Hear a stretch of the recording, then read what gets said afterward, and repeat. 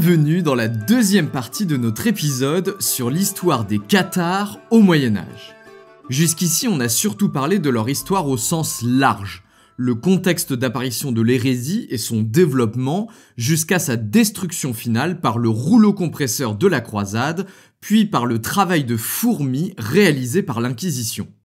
Dans cette deuxième partie, on va partir à la rencontre de l'un des derniers cathares, un homme de foi, animé d'une volonté inébranlable de restaurer l'église cathare au début du XIVe siècle, alors même que plus aucun bon homme cathare ne foulait le sol occitan. Avec cet homme, c'est au dernier soubresaut de l'hérésie que nous allons assister, une tentative désespérée de ne pas laisser l'église sombrer dans la nuit qui ne paraissait alors pas si folle.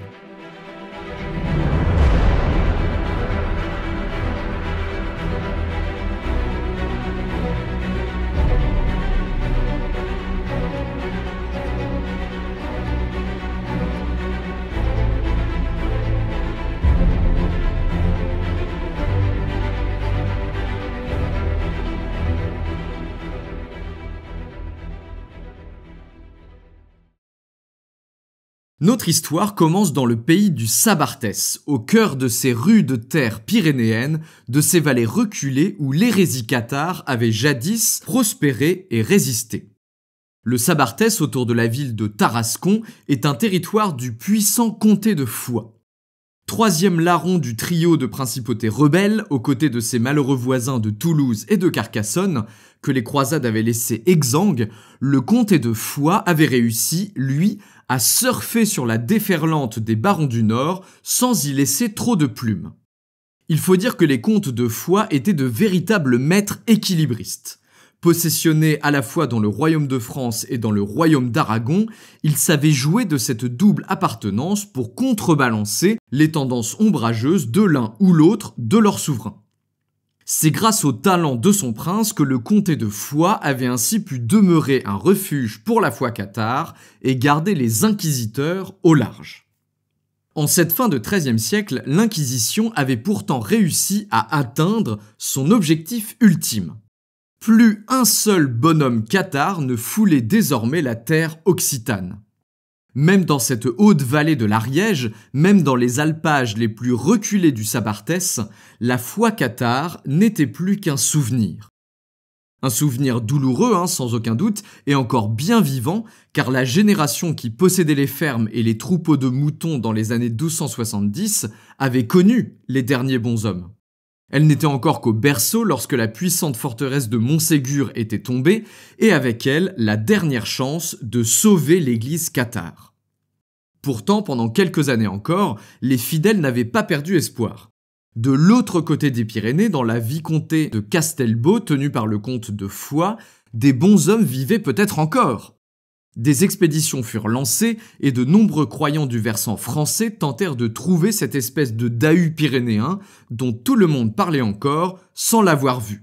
Un prêtre cathare, bien vivant, capable par l'imposition des mains d'apporter aux fidèles le consolament, le sacrement si précieux qui permettrait à leur âme d'enfin échapper au prince de ce monde. En vain. Année après année, expédition après expédition, l'espoir s'était racorni, affaibli, jusqu'à ce que les fidèles se rendent à l'évidence. C'était bel et bien fini. Cette formidable aventure qu'ils avaient vécue, cet espoir triomphant de pouvoir échapper au monde du démon, tout cela n'était finalement qu'un rêve qu'il valait mieux oublier en attendant le moment fatidique du dernier souffle. C'est dans cette atmosphère de joyeuse fin du monde que notre homme apparaît. Peyret-Aoutier, j'ai compris que c'est comme ça que ça se prononçait en occitan, merci de me témoigner un peu de mansuétude en commentaire si jamais j'écorche ce nom. Ce bon Peyret donc est un habitant de la petite ville d'Ax, au cœur du Sabarthès. Pas n'importe quel habitant, attention, car notre Peyret est notaire. C'est même un notaire plutôt bien en vue, puisqu'on sait qu'il a travaillé à 3 reprises pour le comte de Foix lui-même. Dans le coin, Peyret, c'est une sorte de notable. On sait qu'il est assez riche pour posséder un troupeau de vaches, dont on va reparler un tout petit peu plus loin.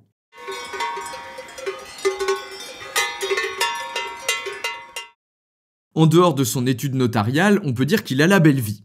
De sa femme Azalaïs, il a 3 fils et 4 filles. Et de sa maîtresse Moneta, il a encore 2 autres enfants dont il assume pleinement la paternité. Il faut dire qu'au sein de la notabilité du Sabartès, dans la petite noblesse et la bonne bourgeoisie ariégeoise, on est plutôt bon vivant. On dépense beaucoup, on passe son temps à manger et à boire chez l'un ou chez l'autre, et on ne se limite pas toujours à sa femme officielle. Même les curés ne sont pas au-dessus de la mêlée puisqu'on sait par exemple qu'il existait dans le comté de Foix un droit ancestral, le kouгoutia, une sorte de taxe levée par le comte en cas de mariage blanc, par exemple un curé qui marie sa maîtresse avec un pote à lui pour préserver les apparences. Quel culot! Bref, fornication, gourmandise, dépenses inconsidérées, les notables du Sabartès ne sont pas vraiment l'exemple vivant des principes chrétiens, et encore moins cathares. Pourtant, le plus grave de leurs péchés reste, lui, bien garder des yeux extérieurs. La plupart des notables n'ont pas oublié la foi cathare. Le comte lui-même, de son petit nom Roger Bernat numéro 3, est plutôt un sympathisant de la cause. Oh, bien sûr, tout ce beau monde est ouvertement catholique, et ne manque jamais une messe. Mais certains signes ne trompent pas. Il arrive parfois de trouver chez l'un ou chez l'autre des livres contenant des préceptes de l'hérésie, ou même carrément un homme lisant à sa mère des passages de la Bible rédigés en occitan devant le pas de sa porte, au calme, comme ça. Globalement, la population du Sabartès et même du comté de Foix en général reste très critique de l'église romaine, ce qui est relativement compréhensible vu ce qu'il s'est passé au cours du XIIIe siècle. Il y a même une chanson qui circule dans le coin, écrite par un troubadour du siècle précédent, qui dit, je cite, « Les clercs se font passer pour des pasteurs, mais ce sont des assassins. » Ambiance, quoi. On regarde un moine. Cette belle vie de notable va prendre, pour notre bon Peyret, un tour inattendu en 1296. Cette année-là, notre homme doit avoir aux alentours de 50 ans. Et puis, un beau jour, une rumeur commence à enfler dans le Sabartès. Le notaire Dax aurait disparu. Rapidement, la rumeur se confirme. Peyret et son frère Guillaume, lui aussi notaire, ne sont plus dans le pays. Ils sont bel et bien partis. Lorsque le comte fait saisir la maison des 2 hommes, la rumeur repart de plus belle. Pour certains, les frères Aoutier auraient contracté une dette colossale qu'ils n'étaient plus en mesure de rembourser. Ils ont donc naturellement pris la fuite pour ne pas avoir à payer. Pour d'autres, c'est sûr, c'est la lèpre. Ravagés par leur vie de débauche, les 2 hommes sont partis avant que les symptômes de cette maladie honteuse ne deviennent trop difficiles à cacher. D'autres encore osent le mot. Les 2 frères sont des hérétiques, des cathares, et ils ont quitté précipitamment le Sabartès pour échapper aux limiers de l'Inquisition, forcément. Pourtant, à mesure que les jours puis les mois passent, les informations que l'on peut glaner ici et là montrent que le départ n'avait rien de précipité. Au contraire, il a été méticuleusement préparé. Quelques jours avant sa disparition, de nombreux témoins ont vu Peyret descendre avec son troupeau de vaches vers Tarascon. Visiblement, il cherche à le vendre, mais tombe sur un certain Ponce Coghe, un bourgeois chargé de recouvrer une dette dont Peyret ne s'était pas encore acquitté. D'après le témoignage de Ponce, le notaire lui promet de lui rembourser la somme une fois qu'il aura vendu ses vaches et obtenu de l'argent frais. Comme c'est un notable du coin, Ponce lui fait confiance, évidemment. Et là, il livre une autre anecdote assez triviale, mais qui fait partie de ces petites choses qui donnent de l'épaisseur, du concret à l'histoire d'un homme pourtant disparu il y a 700 ans. Ponce raconte que le soir de cette même journée, alors qu'il patrouille près des troupeaux pour vérifier que tout va bien, il croise Peyret et son gendre, appuyés contre une palissade, le regard tourné vers les lumières de la ville de Tarascon. Les hommes échangent quelques mots. Le notaire explique qu'il est sorti prendre l'air après un gros repas. Et ils se séparent alors, Ponce continuant sa ronde et Peyret reprenant sa discussion avec son gendre.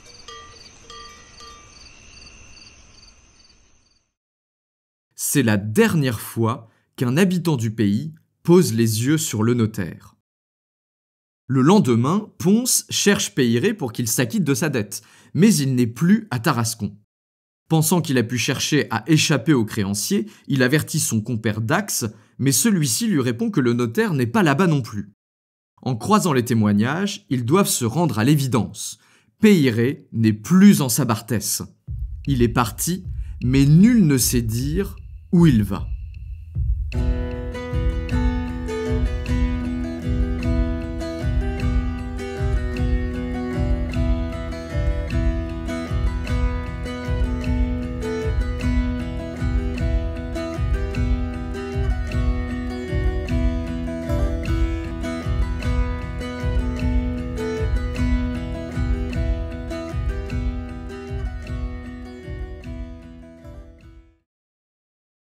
Vous avez de la chance, parce que contrairement à Ponce et sa bande, nous, on sait où Peyret s'est rendu. Déjà, il n'est pas parti seul. Avant son départ, il est allé solliciter la femme du seigneur de Château-Verdun. Elle lui a envoyé l'un de ses hommes de confiance, qui aura pour mission de le mettre en contact avec le frère du seigneur de Château-Verdun, un certain Ponce Arnaud. Et oui, au Moyen-Âge, il n'y a pas d'agence de voyage. Quand on part loin, il vaut mieux avoir des contacts sur place quand on arrive. Et c'est d'autant plus vrai pour Peyret, qui part pour trouver un trésor caché. Bon, on va pas tourner plus longtemps autour du pot, je sens que vous trépignez. Depuis le Sabarthès, Peyret, son fils, son frère et leur guide tracent vers la mer, d'où ils pourront embarquer vers leur destination, l'Italie.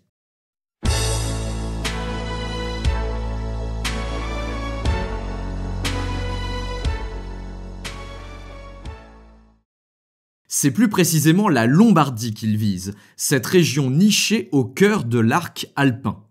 Clairement, ils ne viennent pas se goinfrer de pizza. La nourriture qu'ils sont venus chercher dans la péninsule est plus spirituelle. C'est un trésor qui marche sur deux jambes. Ils touchent terre à Gênes, puis prennent la route de Coni. Là, leur guide les met en relation avec le fameux Ponce Arnaud qui les emmène jusqu'à leur ultime destination. C'est au pied du mont Viso, au cœur des Alpes italiennes, qu'ils arrivent dans la ville d'Acqui. La cité, déjà recherchée pour la qualité de ses eaux et donc pleine de voyageurs venus de toute l'Europe, offre le refuge parfait pour les hommes que Peyret est venu rencontrer. Les derniers cathares. Et oui, notre bon notaire s'est converti. Dans son pays d'origine, il n'est pas rare de voir des gens tenter le dangereux périple italien pour divers prétextes plus ou moins crédibles. On l'a dit, il ne se trouve plus aucun bonhomme cathare nulle part, ni en Occitanie, ni sur le versant espagnol des Pyrénées. Pour les plus fervents des croyants, l'Italie est le dernier refuge où trouver un prêtre qui puisse leur administrer le consolement, et ainsi permettre à leur âme de quitter enfin sa prison charnelle une fois la dernière heure venue. Il y a même des anecdotes croustillantes, comme l'intendant de Montaillou qui tente de convaincre la châtelaine Béatrice de le suivre en Lombardie, officiellement pour aller se faire consoler, officieusement parce qu'il est à fond sur elle et qu'il espère bien que la proximité permise par le voyage lui permette de la pécho. Pourquoi? Nous nous ressemblons beaucoup, vous et moi, et vous. Nous. Ah oui, excepté notre conception de l'honneur et de la décence et nos valeurs morales. Sans parler de l'hygiène. Peyret, lui, n'est pas venu pour la gaudriole, il en a assez à la maison. Au contraire, lui qui a profité de tous les plaisirs de la vie pendant sa jeunesse, a fait le choix courageux, presque masochiste finalement, de laisser son existence hédoniste derrière lui. En Sabarthès, il avait tout ce dont un homme médiéval peut rêver. Une famille et des enfants dont il était fier, une position sociale et professionnelle enviable, de l'argent et des fréquentations. Il était connu et reconnu, apprécié même. Évidemment, il est difficile de reconstituer les motivations de notre Peyret, mais on peut penser qu'avec la cinquantaine, une autre facette de sa personnalité a commencé à se développer. Une facette en quête d'absolu, d'une vie pieuse, prêt à prendre tous les risques pour assurer le salut de son âme, mais également celle des autres. Car si Peyret choisit d'entrer dans la clandestinité, d'entreprendre le périlleux voyage jusqu'à Acqui, c'est pour une mission sacrée qui le dépasse, reconstruire l'église cathare chez lui, en Sabarthès. Attendez. Quoi? Reconstruire l'église cathare? Non mais ça va pas bien. Non mais t'es malade! Après un siècle de persécution par le feu et par les armes, avec les serres de l'Inquisition étroitement refermées sur l'Occitanie, quel espoir peut-il bien y avoir de repartir pour cette aventure ? Il faut se rendre à l'évidence, c'est terminé, l'Église de Rome et le Grand Dragon ont gagné, seul un martyr rapide et douloureux peut se trouver derrière une telle idée. Non ? Eh bien, pas exactement. Alors bien sûr, on va pas se voiler la face, il faut quand même être un peu timbré pour essayer. Ou au moins avoir une tolérance très au-dessus de la moyenne pour ce qui est du danger de mort. Par contre, le pari n'est pas si fou qu'il en a l'air. Déjà, comme on l'a dit, le comté de Foix est resté plus ou moins à l'écart de l'orage qui a dévasté le reste de l'Occitanie. Dans ce pays de haute montagne et de profondes vallées, la clandestinité est plus facile qu'ailleurs, et la foi cathare garde une position solide dans le cœur de nombreux habitants. Il y a fort à parier qu'un nouveau prêtre cathare soit accueilli à bras ouverts par cette population qui se sent sûrement orpheline, par ces âmes perdues en plein désert. Mais il n'y a pas que ça. En cette fin de XIIIe siècle, l'Inquisition n'est plus aussi triomphante qu'avant. Le comte de Foix veille au grain et les inquisiteurs n'osent pas l'attaquer trop frontalement, ce qui garantit une certaine modération de leur part. Et puis, il y a la brouille entre le roi de France, Philippe le Bel, et le pape, Boniface VIII. Alors je vous passe les détails parce qu'on n'a pas trop le temps et que ça sort des cathares, mais ces deux-là se détestent cordialement et sont à couteau tiré pendant presque 10 ans. Forcément donc, le roi de France fait tout ce qu'il peut pour nuire au pape, y compris embêter l'Inquisition en Occitanie. Il profite pour ça de l'agitation des grandes villes occitanes. À Toulouse et Carcassonne, le peuple commence à en avoir un peu ras-le-chaperon des exactions de l'Inquisition. Philippe le Bel saisit la balle au vol et lance de grandes enquêtes qui, officiellement, ont pour but de vérifier l'état des prisons inquisitoriales pour voir si les griefs des bourgeois du coin sont fondés, mais qui servent surtout à faire chier l'Inquisition avec un travail bureaucratique sans fin. Vous le savez bien, c'est une spécialité française qui ne date pas d'hier. On appointe une commission, 8 savants, 3 professeurs. 2 avocats en option et nos 10 meilleurs censeurs. Bref, avec tout ça, Peyret peut logiquement se dire que le temps de la reconquête est venu. Il n'espère sans doute pas vaincre l'Église de Rome, elle est trop puissante et les armes sont de son côté. Non, mais il croit pouvoir recréer une église cathare assez forte pour consoler un paquet d'âmes et ça sera toujours ça de gagner sur Lucifer. Eh oui, parce que Peyret n'est pas de ces derniers bonshommes cathares planqués en Italie, les doigts de pied en éventail au bord des sources chaudes. Non, non, non. Lui ne peut supporter l'idée que les fidèles occitans soient forcés à entreprendre un long voyage pour se faire consoler. Il compte bien porter la reconquête lui-même, sur le terrain, village par village, s'il le faut. Peyret a la rage au cœur. Lui qui n'a jamais connu de bonhomme en Sabarthès, il sera le pasteur de ces âmes égarées, le passeur vers le royaume de Dieu, le roc dont les fidèles ont besoin pour se dresser et reprendre confiance. La reconquête cathare, ça commence maintenant.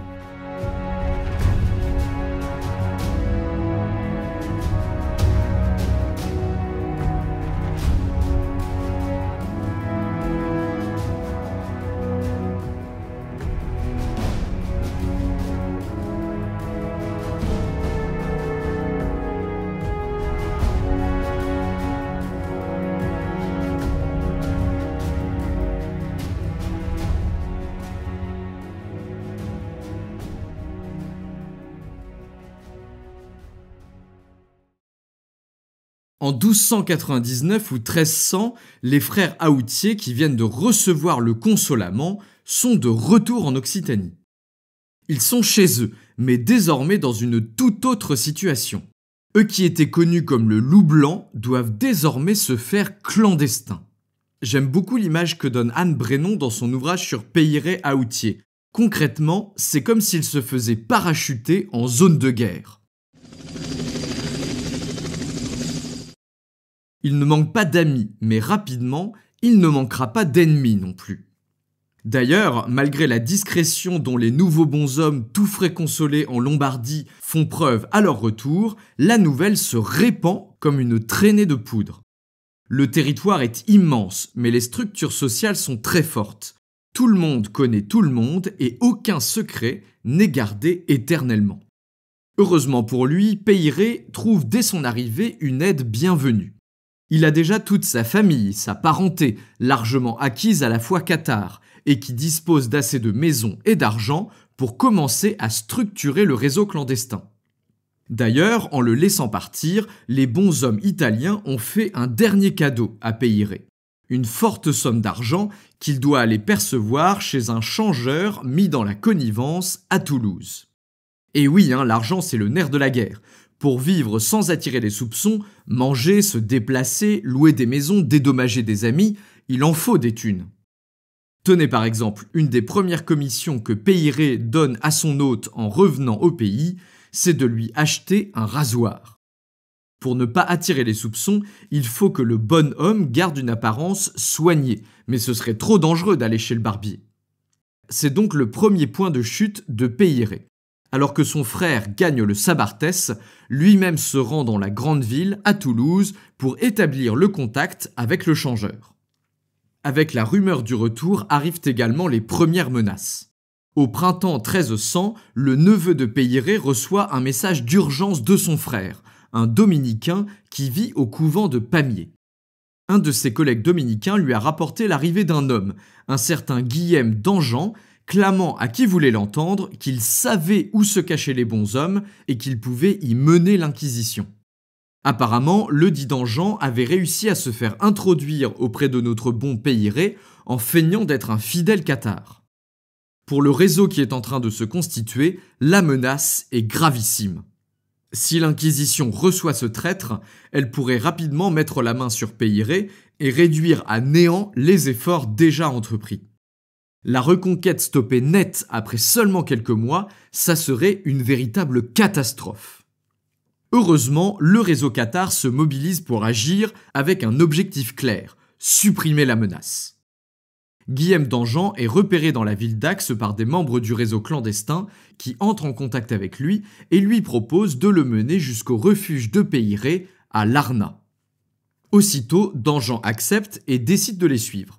Sur le chemin, 2 hommes armés les attendent alors qu'ils franchissent un pont.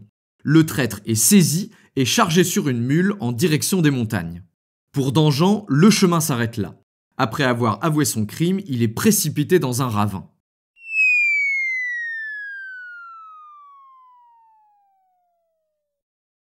L'air de rien, les cathares redescendent mettre la mule au pré, comme si de rien n'était. J'ai rien pensé. Non. Rien. En réalité, le soulagement est profond. Sans la complicité de certains frères dominicains et la puissance du réseau tentaculaire que les cathares entretiennent dans tout le pays, l'Inquisition aurait été mise sur la piste. L'Église cathare vient de passer à un fil de l'anéantissement. Malgré le danger, Peyret poursuit sa mission sacrée. Il sait que le temps joue contre lui. La brouille entre le pape et le roi ne sera pas éternelle, tout comme son protecteur, le comte de Foix. Il doit structurer sa nouvelle église le plus vite possible, pour que la survie des cathares ne porte plus uniquement sur ses épaules. Alors, l'ancien notaire structure avec ses proches un impressionnant réseau clandestin. Le réseau est une machine bien huilée, constituée d'un ensemble de gîtes sûrs où le bon homme peut s'abriter. Il ne réside jamais plus de 2 semaines dans un même endroit. On imagine le quotidien harassant de Peyret, qui approche alors les 60 ans. Malgré son âge, il parcourt l'Occitanie avec une énergie débordante, secondé par la douzaine de bons hommes qu'il console afin d'asseoir la surface de son église. Son propre fils, Jaume, est son fidèle bras droit. Dans l'ensemble, le clan Aoutier reste le cœur de la structure. Riches, intelligents, zélés, c'est leur travail qui fait tenir l'église. Mais la grande force du réseau, en plus des refuges, ce sont bien sûr les femmes et les hommes qui l'animent. Tout un ensemble de croyants fervents, passionnés par la mission et transportés par le charisme de Peyret. Il lui faut des passeurs pour l'accompagner d'une étape à l'autre, aller chercher ses livres dont il ne se sépare jamais et pour le protéger en cas d'embuscade.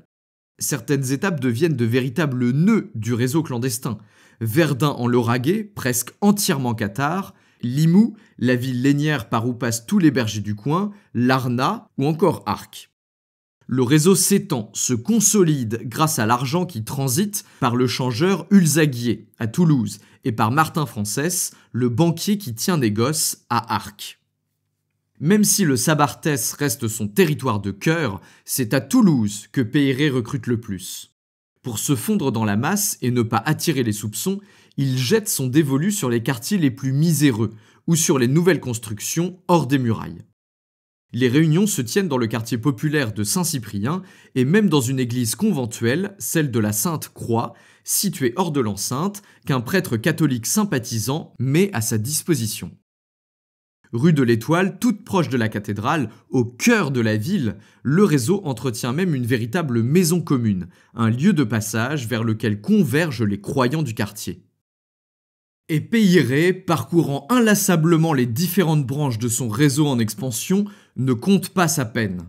Son acharnement à reconstruire l'église cathare, son énergie et son abnégation ne l'empêchent pas d'être aimable, voire même taquin. Au fil des interrogatoires qui ont mené l'Inquisition jusqu'au bonhomme, on rencontre un personnage rieur, aimable, courtois même, toujours un sourire aux lèvres et un bon mot à la bouche. L'aura de Peyret grandit de jour en jour. La rigueur de son ascèse et son exemple frappant d'abandon des plaisirs de la vie pour se consacrer à la religion font des émules. Et il a du pain sur la planche. Être bonhomme dans une église cathare qui renaît de l'anéantissement, c'est clairement un travail à plein temps. Déjà, il faut trouver, former puis consoler de nouveaux bonshommes pour le relayer et continuer d'étendre la communauté. Ensuite, il faut être tout le temps disponible pour les croyants. Peyret voit défiler des personnes très variées devant lui, des notables du comté de Foix aux petits artisans des quartiers populaires de Toulouse. Avec toutes ces personnes qui souhaitent rejoindre son église, le rituel est le même.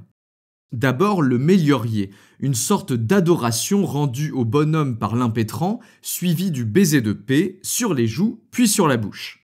Oui, c'est physique d'être cathare, on y met du sien.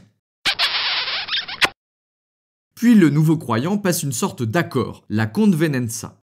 Au travers de ce rite, il engage sa volonté d'être consolé au moment de sa mort, ce qui peut sauver son âme au cas où le bonhomme ne pourrait pas être présent au moment fatidique. Car bien sûr, la plus importante de ces missions, c'est de consoler les mourants. C'est ce que tous les croyants attendent fébrilement de Peyret, qu'il leur permette d'échapper enfin au royaume du diable. Alors ça console à tour de bras, sans relâche, dès qu'un croyant se trouve à l'article de la mort.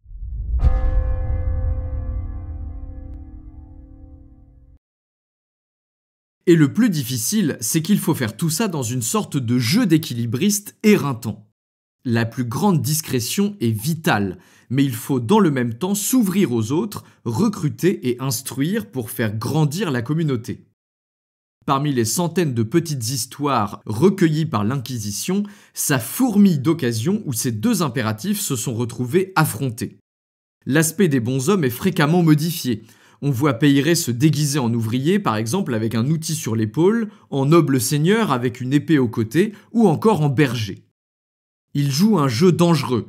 À l'hiver 1300, il rencontre par hasard, dans le quartier de Matabio à Toulouse, un étudiant en droit qui vient également du Sabartès. L'étudiant, un certain Peyret de Luzenac, le reconnaît et devine la situation délicate dans laquelle cette rencontre met le vieil homme. Oh, attends voir, je te connais. T'es le loufien du grand Manitou. Non, madame, je suis le majordome du roi. Pendant les années qui suivent, l'étudiant va jouer de cette faiblesse.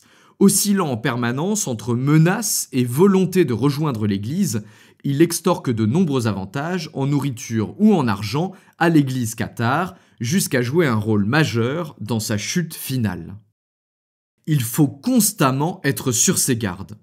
Dans les refuges qu'il occupe, Peyret loge dans des greniers, des caves, des chambres séparées, des appentis dans le jardin, bref, partout où il peut se cacher et filer à la première alerte. À peine revenu en Occitanie par exemple, alors qu'il loge chez des amis non loin de Montaillou, il est surpris par un voisin un peu trop curieux qui, entendant une conversation animée dans la maison, n'hésite pas à soulever un des bardeaux du toit pour avoir une meilleure vue de la scène. Autant dire que dans ce pays de montagne, il n'y a aucun secret qui tient. Salut voisin. Alors, c'est votre femme là qui... Oh! Le mode de vie des bonshommes éveille également les soupçons et doit les forcer à ruser. En public, par exemple, si un repas est pris dans une auberge en présence d'étrangers, il faut déployer des trésors d'ingéniosité pour faire disparaître la viande qu'un aubergiste sans mauvaise conscience place dans l'assiette d'un bonhomme qui n'a pas le droit d'en manger. On n'est pas loin de la prestidigitation, sauf que là, c'est une question de vie ou de mort. Dans les premières années du XIVe siècle, tout semble rouler pour l'église cathare en pleine renaissance. L'énergie de Peyret-Aoutier, la ferveur des croyants, l'efficacité de la structure clandestine permettent au réseau cathare de s'étendre considérablement et dans toutes les directions. Pour le moment, ça baigne grave. Je ne crois pas que le roi soit au courant. Le répit laissé par les circonstances politiques et par la médiocrité des inquisiteurs en poste à Carcassonne et à Toulouse est mis à profit et pas une minute n'est perdue. Malgré tout, à partir de l'année 1305, des nuages noirs commencent à s'amonceler au-dessus de l'église cathare. Le vent tourne et les premières gouttes qui tombent sur les bonshommes ne laissent plus aucun doute. L'orage approche.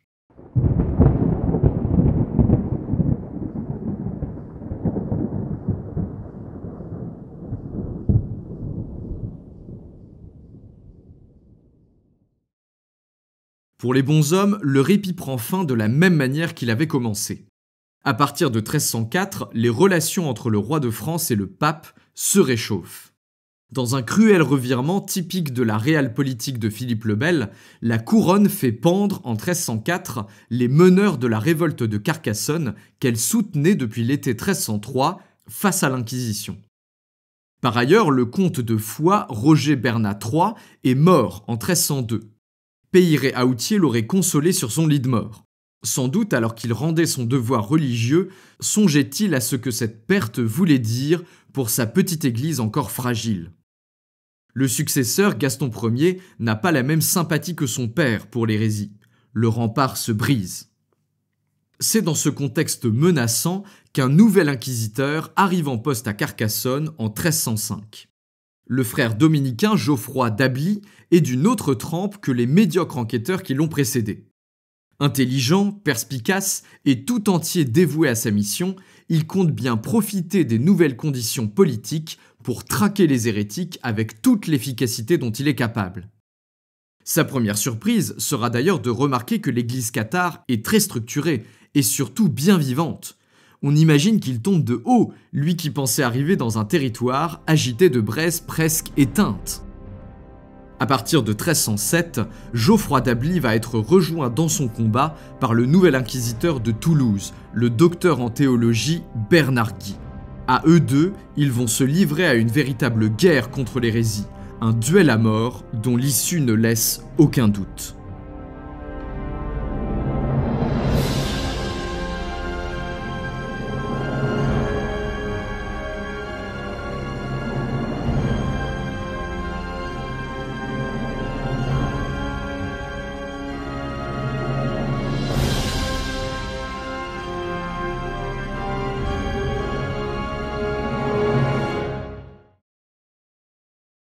En 1305, le premier coup de semonce est porté contre l'église clandestine. En septembre de cette année-là, un croyant de Limoux, qui joue un rôle important dans le réseau, un certain Guillaume Peyret-Cavaillé, est cravaté par l'Inquisition et emmené au mur de Carcassonne. Son arrestation est toutefois de courte durée, et il est rapidement relâché, faute de preuves tangibles de son hérésie. Mais étrangement, cet acte sans graves conséquences fait complètement vriller le Guillaume, qui décide de changer son fusil d'épaule et de se mettre au service de l'Inquisition. Peut-être Geoffroy d'Ably l'a-t-il relâché sous condition de l'aider à piéger des cathares. Peut-être aussi la rancœur s'empare-t-elle de son cœur lorsqu'au retour de son emprisonnement, ses anciens amis le fuient de peur qu'il ne vienne compromettre la survie du réseau. Toujours est-il que Guillaume réussit un coup d'éclat. Le 8 septembre 1305, en prétextant le besoin d'une mourante, il parvient à attirer Jaume Aoutier, le propre fils de Peyret, dans un piège où l'attendent des hommes en armes. Peyret lui-même échappe de peu au piège et parvient à fuir vers le Lauragais.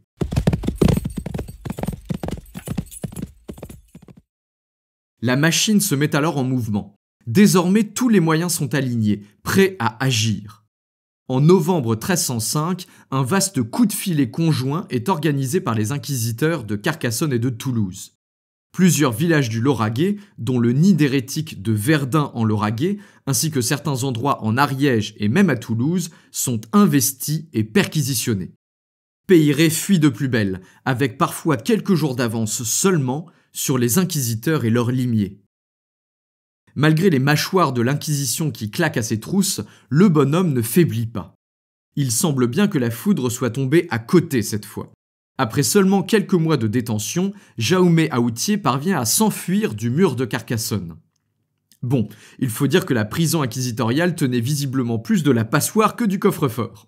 L'argent de l'église cathare permet de graisser la patte des gardiens et de faire fréquemment évader les membres les plus précieux pour éviter qu'ils ne révèlent trop d'informations durant leur interrogatoire. Une fois le fils rentré au bercail, la mission reprend de plus belle, mais avec encore plus de précautions. Jusqu'ici, l'église cathare était avant tout protégée par la médiocrité de l'Inquisition et par sa méconnaissance de la situation réelle. Désormais, les deux inquisiteurs savent qu'ils ont affaire à un véritable réseau, à une contre-église structurée et ambitieuse, dont les ramifications s'étendent sur leurs deux territoires. Le dernier rempart des cathares, c'est maintenant la clandestinité. Tant que leurs refuges sont sûrs et qu'ils ne s'attardent nulle part, tant qu'ils redoublent de vigilance dès qu'une situation paraît trop louche ou un croyant trop fébrile, leur église est sauve. La confiance se resserre sur les croyants les plus fidèles. J'ai lu une anecdote rigolote par exemple, sur l'utilisation de mots de passe pour s'assurer de la fiabilité d'un croyant. C'est à l'été 1306 quand Peyret est appelé au chevet d'une mourante dans le village du Borne. Il retrouve un passeur dans le cimetière et lui dit « Où peut-on acheter du bon vin dans ce pays ?» Le passeur lui indique d'un geste de la main la maison dans laquelle se trouve la mourante qui a besoin de ses services, en répondant « Ici, vous trouverez du bon vin ».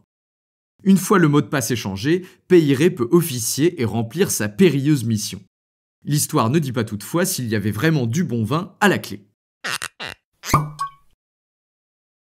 En 1307, il semble que l'église soit passée entre les gouttes. Peyret Aoutier tient toujours fermement la barre de son navire en pleine tempête et lui permet de revenir en eau calme. Mais ce n'est qu'une illusion qui tient largement à la manière de faire des inquisiteurs. Je ne sais pas si vous vous souvenez, on l'a dit dans la première partie, le but de l'Inquisition est d'obtenir la confession et la conversion des hérétiques arrêtés. Une fois la confession dûment notée par les clercs de l'Inquisition, une pénitence, la plupart du temps légère, est prononcée. Ce peut être le port d'une croix jaune pendant quelque temps, du temps en prison ou la promesse d'aider à traquer les hérétiques restants. Pour ceux qui sont capturés et qui ne sont pas suffisamment importants pour que l'église cathare paye leur libération auprès des gardiens, il suffit donc d'abjurer pour être relâchés. Les bons hommes, eux, n'ont pas le droit de mentir. C'est par respect pour ce vœu sacré que leur réseau paye leur libération et surtout pour éviter qu'ils ne balancent tout le monde. En tout cas, ils peuvent me tuer, je parlerai pas. Mais moi non plus, ils peuvent vous tuer, je ne parlerai pas. Mais en réalité, cette simplicité de façade est lourde de conséquences. Le matériau de base des inquisiteurs, c'est le papier. Quand Geoffroy d'Ably et Bernard Guy se mettent en chasse, ils commencent par compulser et analyser tous les registres. Ils finissent par les connaître sur le bout des doigts et savent détecter la moindre information utile dans le babillage des hérétiques capturés. Peu importe qu'un croyant s'en tire à bon compte avec des promesses qui n'engagent que l'inquisiteur qui les recueille. Chacun a livré, volontairement ou non, la clé d'une future arrestation. Elle servira peut-être dans une semaine, dans 2 mois ou dans 3 ans, mais elle servira. Autre mécanique particulièrement cruelle, à partir du moment où la foi cathare est abjurée devant l'inquisiteur, l'hérétique qui est à nouveau capturé est considéré comme relapse. Et là, ça sent clairement le sapin pour lui. La rafle de 1305 a donc posé les conditions des futurs relapses et allumé les braises des futurs bûchers. Et justement, en mars 1308, le nouvel inquisiteur de Toulouse, Bernard Guy, a fini d'éplucher les milliers de pages issues des précédents interrogatoires. Il est prêt à entrer en action. Et l'action ne se fait pas attendre. Le 3 mars, il donne en grande pompe son premier sermon général sur le parvis de la cathédrale Saint-Étienne. La population est frappée d'effroi. 3 hérétiques sont condamnés au bûcher avec exécution de la sentence dès le lendemain. Les cadavres de 2 autres cathares identifiés seront déterrés et réduits en cendres et leurs maisons seront rasées. Le 4 mars, la fumée commence à s'élever dans le ciel occitan, alors que les corps des 2 relapses sont livrés aux flammes voraces qui dévorent leur chair. Devant l'horrible spectacle, la 3e condamnée, Estevana, sent sa détermination faiblir. Prise de panique, elle décide d'abjurer sa foi au bord du bûcher. Elle n'est pas relapse, elle en a encore la possibilité. Réadmise au sein de l'Église catholique, elle troque la mort immédiate sous les flammes pour la mort lente de l'enfermement perpétuel au mur de Toulouse.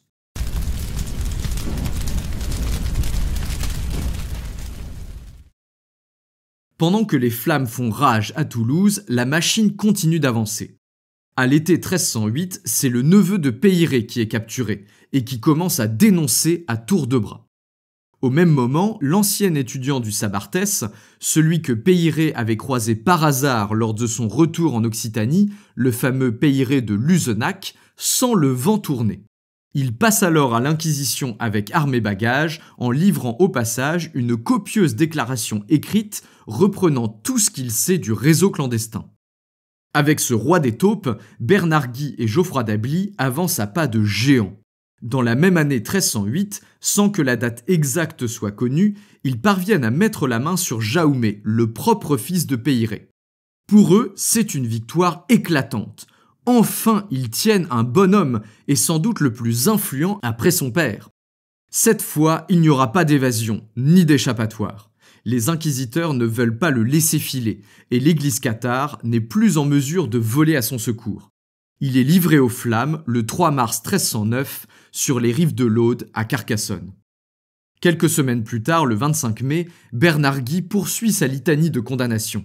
Enfermement au mur, exhumation d'ossements et enfin le bûcher réservé à Peyret Bernier, l'un des passeurs les plus influents du réseau qui s'était pourtant déjà échappé 2 fois, mais pas une 3e. Je ne sais pas si vous imaginez l'état dans lequel doit se trouver Peyret. Tout est en ruine autour de lui. L'église qu'il a patiemment reconstruite et relevée autour de sa personne est en lambeaux, saccagée par le travail méthodique de l'Inquisition. Le bonhomme se terre, ne bouge quasiment plus, attendant la fin qui ne manquera pas d'arriver bientôt. C'est dans l'un de ces derniers refuges que le vieil homme brisé, qui approche des 70 ans, apprend le supplice de son fils à Carcassonne. Il est aux abois. Semaine après semaine, l'Inquisition se rapproche. La mécanique est linéaire, terriblement efficace. À chaque capture, les informations collectées permettent de découvrir de nouvelles caches, de nouveaux refuges. À chaque coup, les limiers se rapprochent. Ils tombent sur une cachette où le vieil homme se terrait seulement quelques jours auparavant. À chaque fois, c'est l'honneur et le mental d'acier des croyants arrêtés qui sauvent le bon homme. Aucun ne veut parler, dans l'espoir que Peyret puisse à nouveau s'échapper, partir loin et peut-être reconstruire l'église ailleurs. Tant qu'il est vivant, il y a de l'espoir. Il n'y a guère d'espoir. Un espoir de fou. Et oui, car malgré ce qu'on pourrait penser, tout espoir n'est pas mort. Pour les cathares, tant que le cœur d'un bonhomme capable de donner le consolement bat encore, l'église n'est pas morte. En 1309, il reste encore 8 bons hommes en activité côté français et 3 sur le versant espagnol des Pyrénées. Même au cœur de la tourmente, les vocations ne sont pas totalement épuisées. Guillaume Bélibaste, le tout dernier bonhomme connu dans l'histoire, qui sera supplicié en 1321, est ordonné cette année-là justement.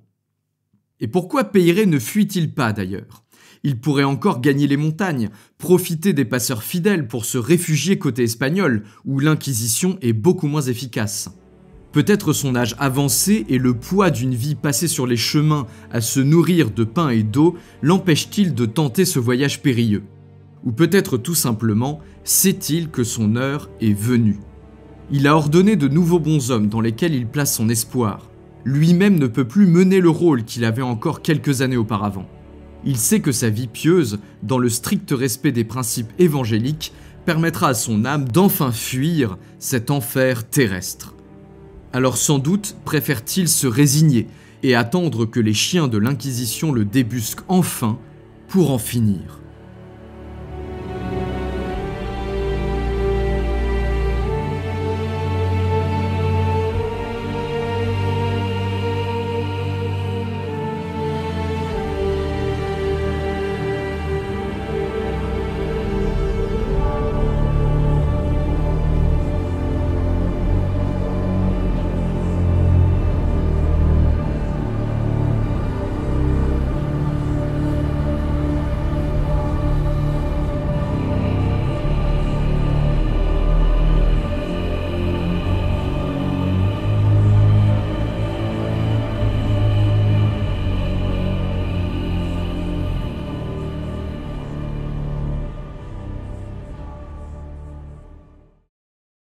Bernard Guy a décrété en août 1309 un monitoire général. Dans tout l'évêché de Toulouse, les prêtres montent en chaire et proclament la remise des peines pour tout cathare qui contribuerait à la capture des derniers bonshommes. Pour les derniers à avoir été ordonnés, la pression est immense, sans doute même trop forte.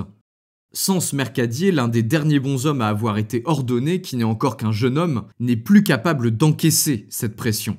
Non loin de son refuge, une personne du village tombe un jour sur lui, allongé dans le lit d'un ruisseau. Il s'est ouvert les veines pour ne pas risquer de tomber aux mains de l'Inquisition. La traque s'achève enfin. En ce même mois d'août 1309, les inquisiteurs parviennent à mettre la main sur Peyret. Peut-être même l'étudiant traître Peyret de Luzenac a-t-il participé en personne à la capture. On imagine le regard que les deux hommes ont pu s'échanger au moment fatidique. Peyret est transféré à Toulouse, enfermé dans la prison inquisitoriale.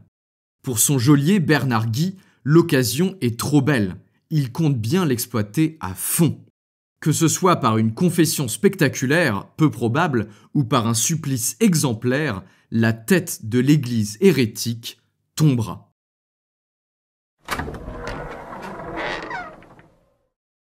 Ah, maître Rottier, je vous en prie, installez-vous. Vous excuserez mon enthousiasme, mais je vous cherche depuis très longtemps. Je vous sentais fuir, un peu comme un renard qui ravage la vigne du Seigneur. Mais enfin, vous voilà. J'ai beaucoup côtoyé de renards durant mes voyages nocturnes, messire, mais je ne pense pas en être le meilleur exemple. Souvenez-vous des paroles du Christ dans l'Évangile. Les renards ont des terriers, les oiseaux ont des nids, mais le Fils de l'homme, lui, n'a pas un endroit où il puisse se coucher et se reposer. Je suis soulagé de voir que vous connaissez encore votre évangile. Je l'ai moi-même étudié pendant 15 ans, mais c'est vous que je suis curieux d'étudier aujourd'hui, maître Rottier. Tous vos compagnons, que j'ai confessés dans cette même salle, ne parlent que de vous et de votre enseignement. Vous, l'ancien notaire, qui avez décidé d'abandonner toutes vos possessions terrestres pour consacrer votre vie à l'erreur de l'hérésie. Vous vous êtes détourné de la voie du Seigneur depuis plus de 10 ans. Toutes les confessions le montrent. Je crains donc que votre confession à vous ne prenne un certain temps. Depuis que j'ai reçu le consolament, il y a 10 ans, comme vous êtes bien informé, j'ai vécu ma vie dans le respect de la parole de Dieu et dans l'exemple des apôtres. Mon âme n'est alourdie d'aucun péché. Mon fils. Ça, vous me laisserez le choix d'en décider, maître. Vous ne croyez donc pas en la capacité de rémission des péchés que notre Seigneur a placée dans les mains de sa Sainte Église par le biais du sacrement de confession? Non, je n'y crois pas, mon fils. Croyez-vous au sacrement du baptême? Je crois au sacrement du baptême dont le Christ lui-même a donné l'exemple en transmettant l'Esprit Saint à ses apôtres. Le faux baptême que l'Église de ce monde impose aux enfants ne peut sauver leurs âmes. Tout au plus permet-il aux parents de s'offrir un bon festin avec leurs voisins. Je vois. Vous avez dit « Église de ce monde », ce que plusieurs de vos disciples ont également dit avant vous. Je l'ai lu clairement dans de nombreuses confessions. Entendez-vous que le pape ne serait pas le vicaire du Christ et que sa sainte Église ne travaillerait pas au salut des âmes chrétiennes? J'aime à citer les versets 23 de saint Matthieu, au chapitre 10. « quand on vous persécutera dans une ville, fuyez dans une autre. Il y a une église qui fuit et qui pardonne, celle qui ne ment ni ne trompe, celle à laquelle j'ai consacré ma vie et amené tant d'âmes orphelines. Et il y a une autre église, celle qui possède et qui écorche, celle qui use de violence pour enchaîner les âmes chrétiennes à cet enfer terrestre. Cette église, c'est la vôtre, c'est celle de Rome. Mais comment pouvez-vous penser une telle chose de la Sainte Église? Saint Matthieu dit dans l'Évangile, au chapitre 7, verset 18, qu'un bon arbre ne peut porter de mauvais fruits, ni un mauvais arbre porter de bons fruits. Les fruits de l'église de ce monde, vous le voyez forcément, sont pour la plupart pourris et gâtés. Ces ministres sont cupides, avares, fornicateurs, malfaisants, adultères et blasphémateurs de Dieu. Un arbre portant de tels fruits ne peut être bon. Au contraire, nous qui sommes bons chrétiens, qui suivons la voie tracée par notre Seigneur et par ses apôtres, nous ne pouvons être issus d'un arbre mauvais. Vous me remplissez de perplexité, maître Thiel. Les registres derrière moi, les registres sont pleins de dépositions de vos compagnons, dont beaucoup ont abjuré cette fausse église que vous me décrivez. Depuis la chaise où je vous écoute, j'ai entendu passer des dizaines d'hérétiques qui voyaient en vous un prophète et qui pourtant tous ont menti pour sauver leur vie. Il y a 2 ans, l'une de vos disciples s'est confessée à quelques minutes du bûcher. Plein d'autres de vos compagnons ont juré de m'aider à trouver les hérétiques restants, avant d'ailleurs de s'enfuir aussitôt leur liberté retrouvée. Donc, pour une soi-disant église qui ne ment ni ne trompe, je trouve moi que la vérité ne semble pas avoir beaucoup de valeur à vos yeux. Mais le vœu de vérité ne s'impose qu'à ceux d'entre nous qui ont reçu le consolamment, mon fils. Je l'ai moi-même reçu et c'est la raison pour laquelle je réponds sans détour et sans mensonge, malgré la violence que l'église de ce monde est prête à déployer contre moi et contre mes frères. Mais pourquoi vous persistez dans votre erreur? Ne savez-vous pas que si vous refusez de confesser, si vous refusez d'abjurer, vous serez livré au même feu qui a consommé votre fils à Carcassonne? Votre âme est en péril. Vous êtes là au bord du gouffre, mais une confession sincère peut encore vous sauver des flammes de ce monde et du prochain. Saint Jean a dit dans l'Évangile: « Ne vous étonnez pas, mes frères, si le monde vous hait. Il n'est pas étonnant que le monde nous haïsse, puisqu'il a tenu en haine notre Seigneur et l'a persécuté comme ses apôtres.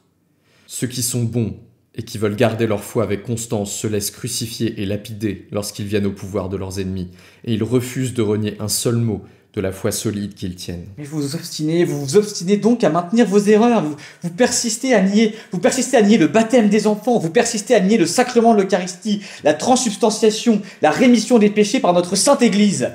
Aucun être de ce monde n'a le pouvoir de remettre les péchés, car il n'y a pas de péché, mon fils. Nos âmes célestes, arrachées à leur royaume par le grand dragon, sont déjà en enfer, prisonnières du prince de ce monde, dont l'Église de Rome est la plus zélée des servantes.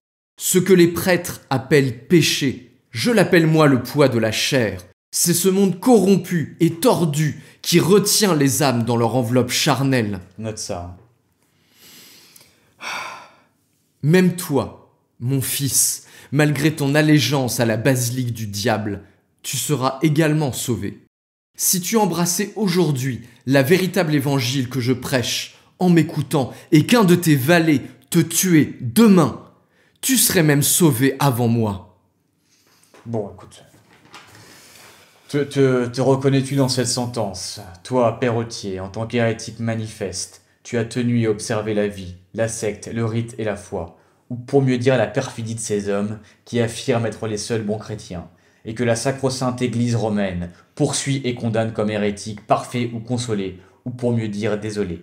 Que tu poses, affirme et déclare qu'il y a 2 dieux et seigneurs, à savoir l'un bon et l'autre mauvais, disant que la création de toute chose corporelle n'est pas due à Dieu, le Père céleste, mais au diable, Satan, le mauvais Dieu, que tu dis être le Dieu du présent siècle, artisan et prince de ce monde. Mais que d'erreurs, mon fils! Je sais que ce monde est tordu et imparfait, mais après tant d'interrogatoires que tu as menés dans cette même salle, j'espérais au moins que les subtilités de la vraie foi seraient mieux connues des serviteurs de l'Église de Rome. Souhaites-tu ou non modifier ces déclarations? Comme tu le sais sans doute, ta déposition sera enregistrée dans les archives de l'Inquisition et toutes les informations qu'elle contient seront utilisées pour déterminer ta pénitence. et pour confronter les croyances de tes compagnons. J'ai été notaire pendant 30 ans, mon fils. Tu le sais, ça. Je peux manier la plume moi-même et sans doute faire un meilleur travail que le jeune clerc qui t'accompagne. Si je suis condamné par le prince de ce monde pour avoir suivi la vraie foi, j'aimerais autant que mes principes soient écrits justement. Mais reviens donc si tu le souhaites, reviens sur tes déclarations. Si tu abjures, je t'offre l'absolution. Tu pourras être réintégré dans l'église. Une fois ta juste pénitence effectuée, bien entendu, mais tu seras de nouveau parmi nous. Non, mon fils. Je ne veux pas revenir sur ma déclaration. Je souhaite simplement en corriger la lettre. Je ne professe pas l'existence d'un Dieu bon et mauvais, mais d'un Dieu unique, pur et parfait, qui n'a créé ni Satan, ni l'enfer terrestre dans lequel nos âmes sont prisonnières. Et nous autres, bons chrétiens qui avons été consolés, je ne vois pas comment nous pourrions être décrits comme désolés. Au contraire, la lumière de la vraie foi nous anime, nous nourrit et nous apaise. Nous sommes heureux de vivre en elle et par elle, et heureux de tomber face aux chiens de Satan, car grâce à la parole de notre Seigneur, nos âmes pourront enfin connaître la paix.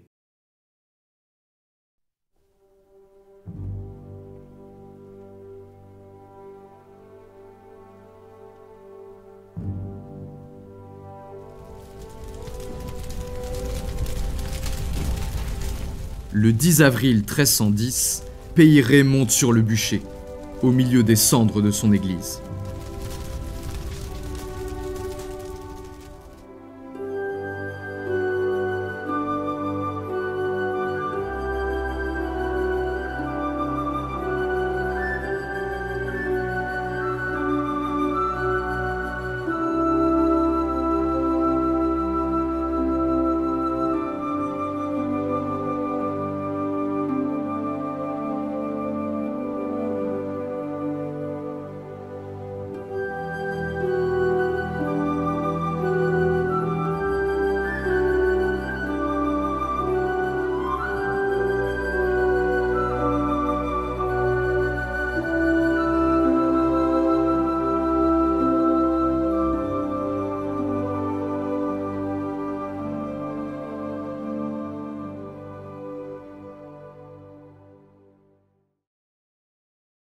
Merci à tous d'avoir écouté ce nouvel épisode du Moyen-Âge dans tes oreilles. S'il vous a plu, n'hésitez pas à me laisser un petit commentaire, une évaluation sur Spotify et à vous abonner sur les différentes plateformes. J'ai également une page Facebook et Instagram pour ceux qui s'intéressent aux coulisses du podcast et qui veulent avoir toutes les actualités. Un grand merci d'avance, c'est la manière la plus simple et la plus efficace de soutenir mon travail.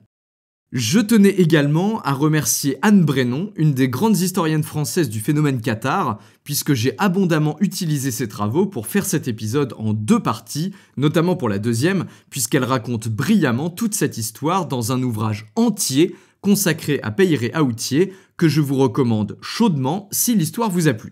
Et Madame Brennon, si jamais vous tombez sur cet épisode, eh bien j'en discuterai avec vous avec un grand plaisir. Je tiens également à remercier sincèrement mon ami Pierre qui a bien voulu donner sa voix pour incarner l'inquisiteur Bernard Guy. Si vous suivez le podcast, vous savez qu'il est coutumier du fait, puisqu'il s'est déjà glissé dans la tunique d'un autre inquisiteur, chasseur de sorcières à Arras au XVe siècle. Comme d'habitude, vous pourrez retrouver toutes les informations sur l'épisode, qu'il s'agisse de la bibliographie ou de la musique que j'ai utilisée, dans la description sur les différentes plateformes. Pour le prochain épisode, on va partir bien loin des Cathares, et même loin de toute trace de civilisation européenne. Je vous embarque avec moi à la découverte du Japon médiéval, rien que ça. L'épisode sera un peu particulier puisque je n'y connais moi-même pas grand-chose à cette grande civilisation asiatique. Ce sera donc l'occasion, pour vous comme pour moi, de s'intéresser au Japon avec un œil neuf et de plonger dans le fonctionnement de cette société exotique et fascinante. À la prochaine!